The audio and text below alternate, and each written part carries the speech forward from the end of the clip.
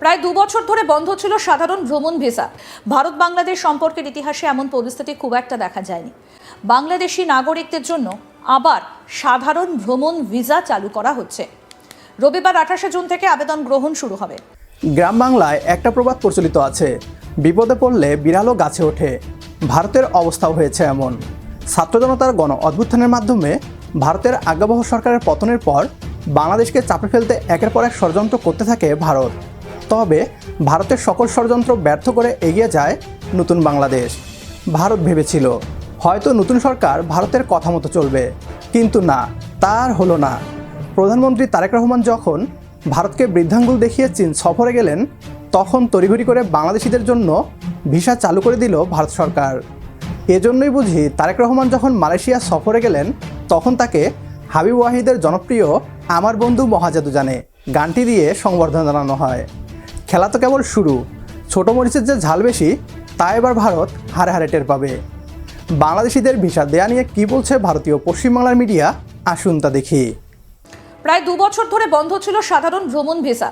চিকিৎসা, পড়াশোনা, ব্যবসা বা পারিবারিক কারণে ভারতে যেতে চাইলেও হাজার হাজার বাংলাদেশিকে নানা জটিলতার মুখে পড়তে হয়েছে। ভারত বাংলাদেশ সম্পর্কের ইতিহাসে এমন পরিস্থিতি খুব একটা দেখা যায়নি। দুই দেশের ভৌগোলিক দূরত্ব নেই বললেই চলে। ভাষা ও সংস্কৃতির মিল রয়েছে, অর্থনৈতিক সম্পর্কও গভীর। অথচ সেই দুই প্রতিবেশী দেশের মধ্যে গত 2 বছরে যে দূরত্ব তৈরি হয়েছিল, তা শুধু কূটনৈতিক নথিপত্রে সীমাবদ্ধ ছিল না, তার প্রভাব পড়েছিল সাধারণ মানুষের জীবনেও।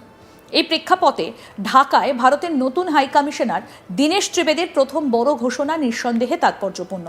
তিনি দায়িত্ব গ্রহণের পরই জানিয়ে দিয়েছেন, বাংলাদেশি নাগরিকদের জন্য আবার সাধারণ ভ্রমণ ভিসা চালু করা হচ্ছে। রবিবার 28 জুন থেকে আবেদন গ্রহণ শুরু হবে। প্রথম দেখায় এটা একটা প্রশাসনিক সিদ্ধান্ত বলে মনে হতে পারে, কিন্তু বাস্তবে এর রাজনৈতিক, কূটনৈতিক এবং অর্থনৈতিক গুরুত্ব অনেক বড়। কারণ ভিসা শুধু ভ্রমণের অনুমতি নয়, ভিসা আসলে দুই দেশের সম্পর্কের তাপমাত্রা মাপার অন্যতম গুরুত্বপূর্ণ সূচক। যখন সম্পর্ক ভালো থাকে তখন সীমান্ত খুলে যায়, বাণিজ্য বাড়ে, মানুষ জাহাজ যাতায়াত করে। আর যখন সম্পর্ক খারাপ হয় তখন প্রথম আঘাত পড়ে মানুষের চলাচলের ওপর। গত 2 বছরে সেটাই ঘটেছিল।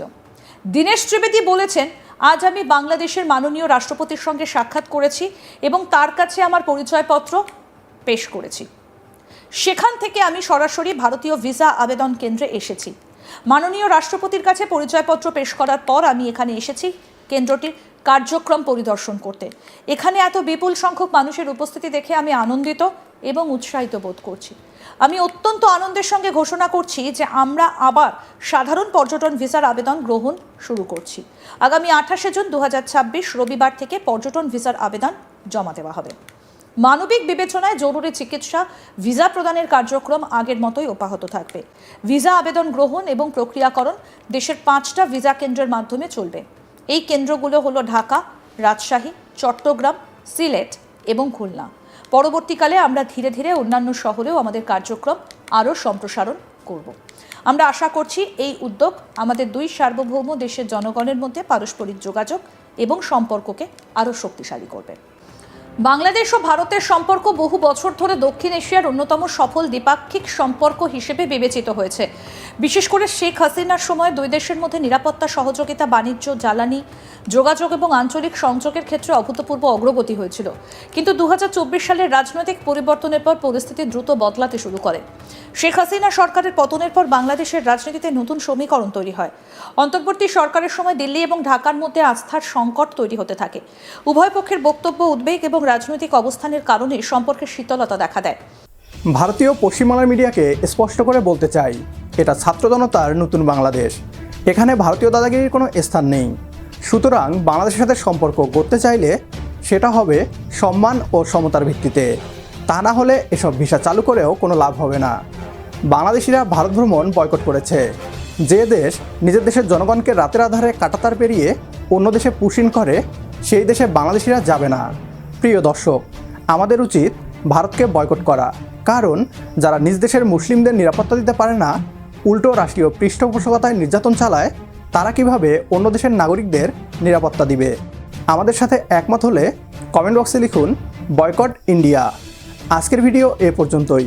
পরবর্তী ভিডিও দেখার আমন্ত্রণ জানিয়ে বিদায় নিচ্ছি আজ। আল্লাহ হাফেজ।